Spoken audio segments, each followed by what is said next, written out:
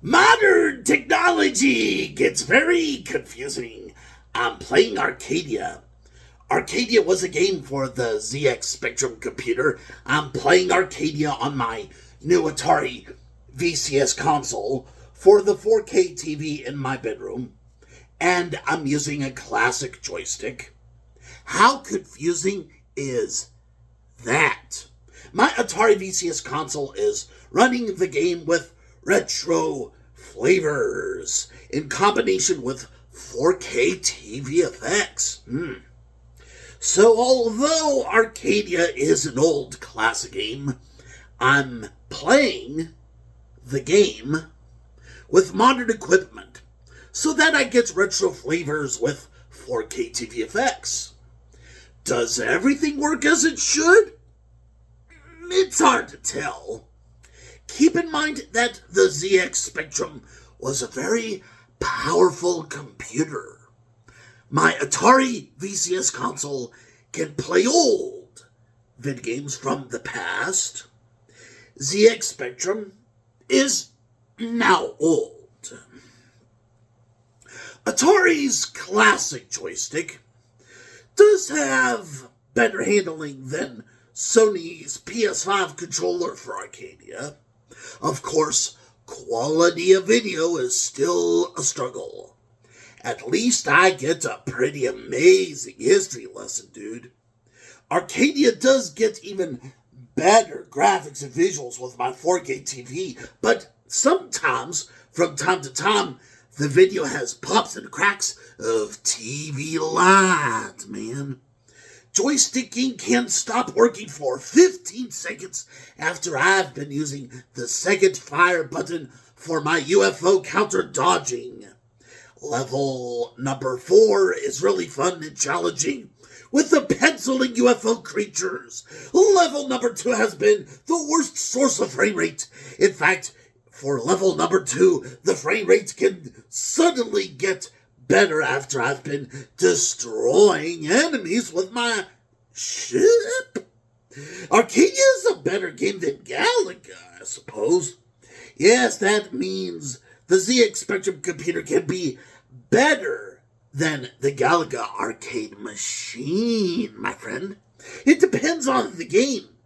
What is my Atari VCS classic joystick like? Well, imagine the Atari 2600 joystick. Imagine the Atari 2600 joystick with more elastic movement, 2 fire buttons, and extra menu buttons. The classic joystick is like the Atari 2600 joystick. It just has a faster joystick with loose and counter methods, and along with the first fire button on top of the Atari VCS classic joystick, you get the second fire button on the left shoulder. The second fire button is like an Atari 5200 fire button. It's like an Atari 5200 button with greater extension of hard plastic. The classic joystick does not have rubber buttons. The buttons are very responsive during the absence of bugs and errors. My new Atari VCS console needs to update off and on for the internet gameplay. Arcadia was a physical game. Now, Arcadia is more often an internet program. It's quite nice internet program. Internet programs are usually computer games that only work for the internet. There's only online gameplay for player 1. You're not facing other players on the internet. However, player 1 can compete with other players by getting the best high score.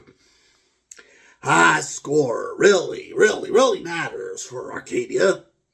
The high score system is harsh, difficult, and bitter.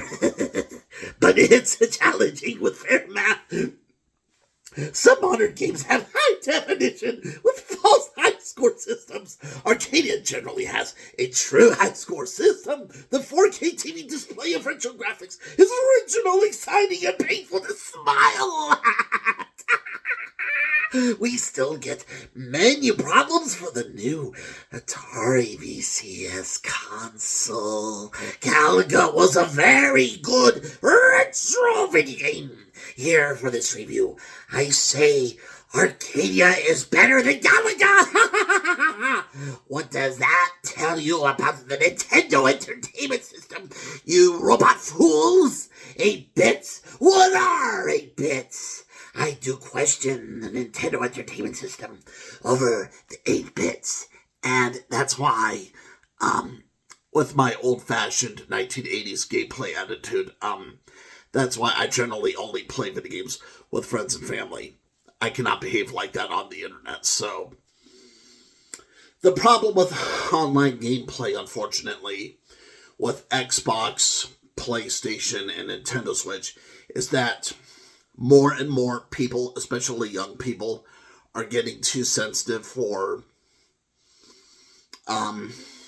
friendship, especially if the friendship has a lot of poetic and philosophical meaning, especially scientific meaning, and it comes to the point that the Gen Z people, for the most part, are unable to have impressive quality and high-style online gameplay.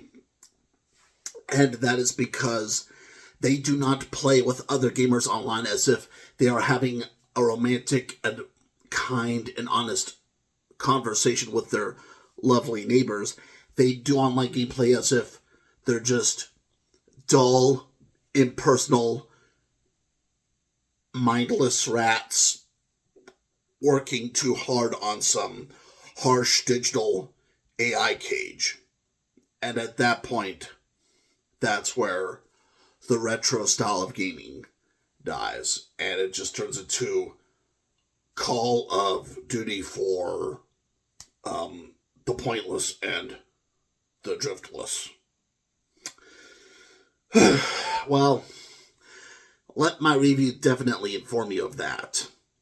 Now, who knows? Maybe you do feel creepy about my voice there and about my gaming attitude there for that Arcadia game for the ZX Spectrum computer, but let's be honest, well, would it still be good to have that kind of entertainment and excitement and fun in gaming today?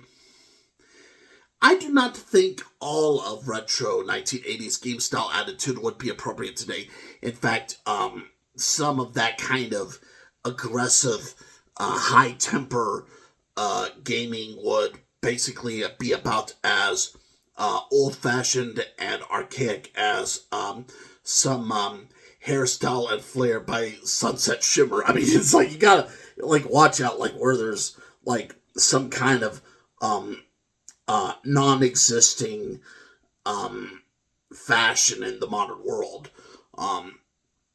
You probably run into those young people from time to time who accidentally pick up fashion styles that have actually been obsolete for 40, 50 or more years.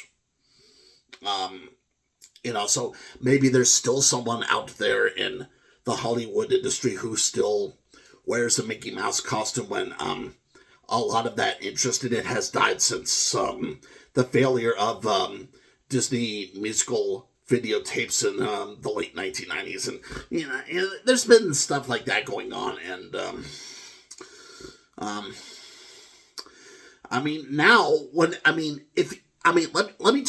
me tell old people this, or even mistaken young audience members this, in case they do not know. If you hear the word Disneyland, and if you still think of Mickey Mouse a lot,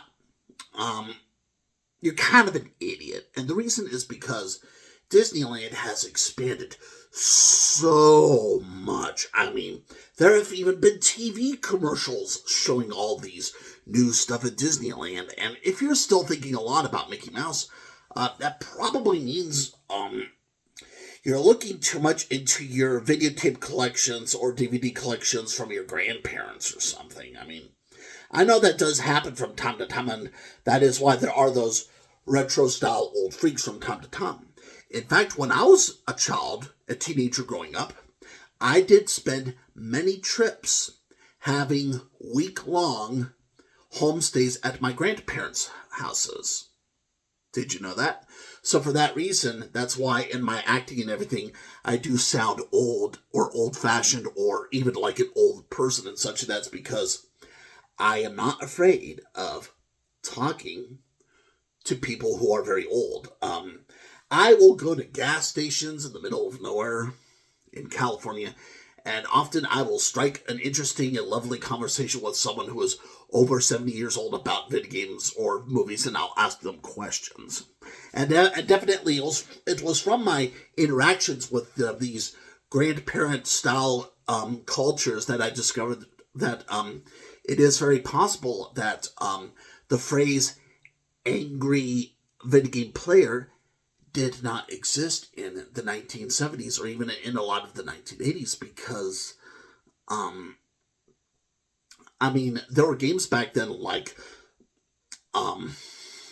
let's say, Omega Race and Montezuma's Revenge and Oil's Well that were pretty highly stimulating in terms of some semi-arcade style, but there was also like some kind of semi-RPG style, even if it was semi-arcade, and therefore anger in gaming was not really yet a really big or even important problem back then, because games were short, even if there was some RPG elements. But now, definitely, I think modern video game companies do need to make some of their games shorter because, as a general rule, the longer any game is, the more likely someone will get tired or upset from playing the game for too long. And let that be a lesson, and I hope you enjoy Arcadia for the Spectrum computer, and take care, and God bless.